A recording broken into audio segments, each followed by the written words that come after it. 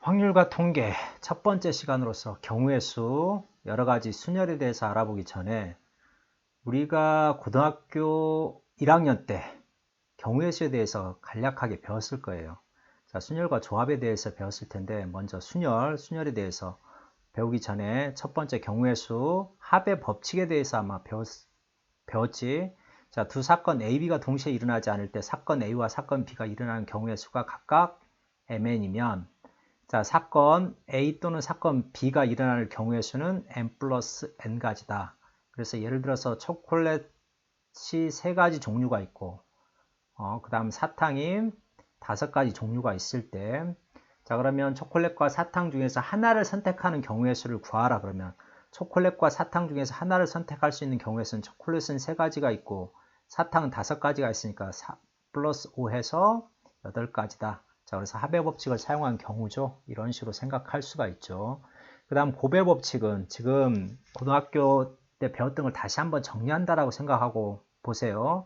두 사건 A, B에 대해서 사건 A가 일어날 경우의 수를 m가지, 사건 B가 일어날 수 있는 경우의 수를 n가지라고 하면은 두 사건 A, B가 잇따라 일어나는 경우의 수, 예를 들어서 초콜릿 3개, 사탕 5개가 있는데 초콜릿 하나, 그 다음에 사탕 하나, 각각 하나를 갖다 선택하는 경우의 수를 갖다 구하라 그러면 초콜릿 하나에 대해서 사탕 5가지 경우가 나오고 또 초콜릿 각각의 하나에 대해서 사탕 5가지 경우가 나오니까 초콜릿은 3가지고 자, 그 다음 사탕은 5가지니까 3 곱하기 5에서 15가지 경우의 수가 나오죠. 자, 그래서 이렇게 15가지 곱의 법칙 15가지 경우의 수를 구할 수 있다라는 거죠. 이런 식으로.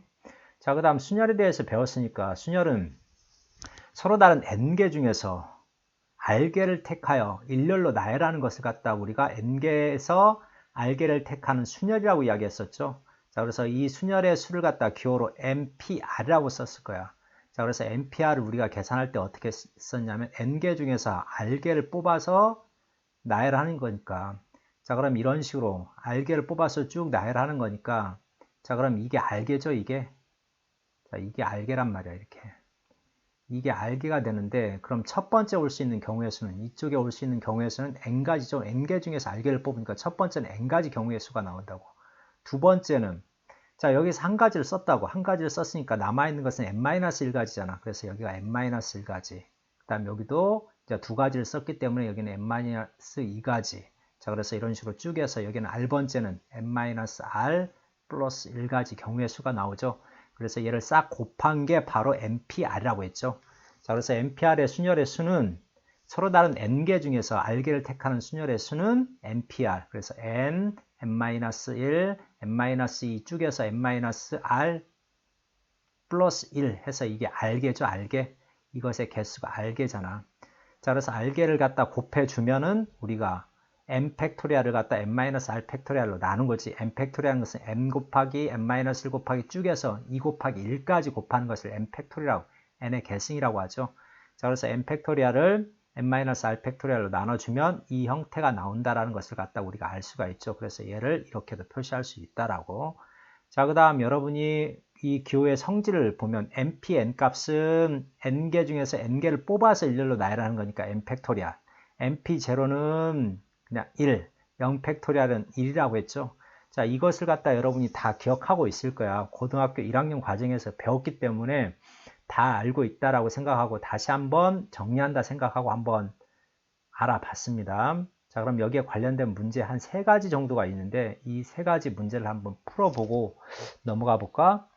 자, 서로 다른 두 개의 주사위를 동시에 던질 때 나오는 눈의 수의 합이 5의 배수 또는 7의 배수인 경우의 수를 구하라. 자, 그러면 눈의 수의 합이 5의 배수이라는 것은 2하고 4가 있죠.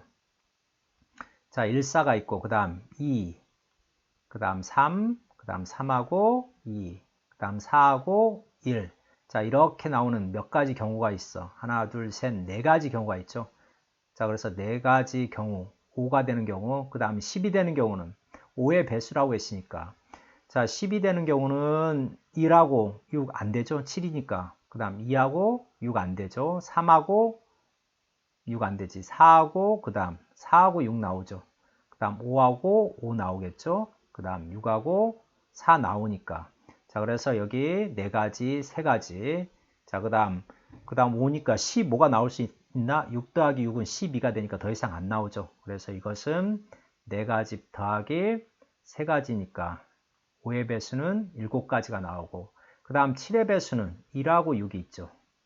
그 다음 2하고 7이 되는 경우 2하고 5가 있고, 3하고 4가 있고, 4하고 그 다음 3이 있고, 그 다음 5하고 2가 있고, 6하고 1이 있죠. 자, 그래서 6가지 경우가 나오죠. 그 다음 7 다음에 7의 배수가 되니까 14가 돼야죠. 14가 나올 수 있는 경우는 없죠. 그래서 이것은 6가지로 끝나는 거죠.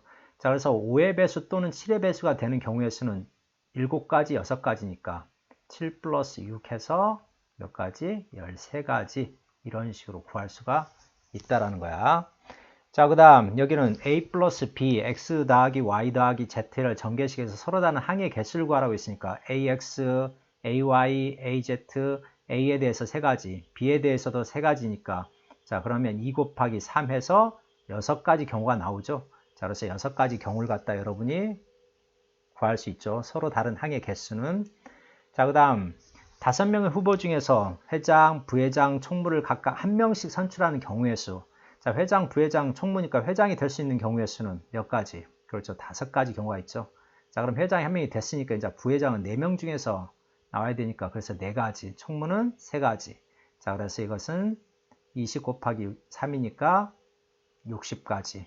자, 그래서 결국은 5개 중에서 5명 중에서 3명을 뽑아서 일렬로 나열하는 방법의 수하고 똑같죠. 그래서 이런 식으로 구할 수가 있다라는 거. 자, 그래서 고등학교 1학년 때 후반에 배웠던 경우의 수에 대해서 간단하게 알아봤고, 자, 이제 우리가 다음번으로 원수녀를 알아볼 수 있도록 하겠습니다.